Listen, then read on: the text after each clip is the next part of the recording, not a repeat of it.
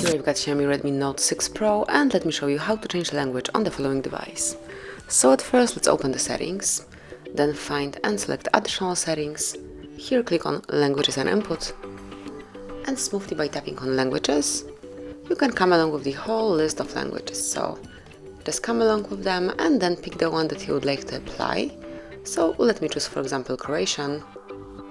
And as you can see, immediately after that you've got Croatian included here. So everything, all the settings, all the icons, display, everything is in Croatian.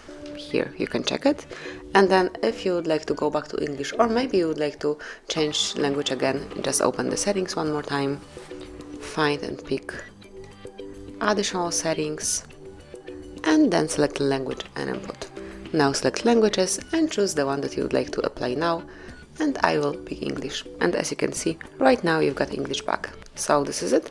This is how you can smoothly, quickly and easily change the language in your device. Thank you for watching. Please subscribe our channel and leave the thumbs up.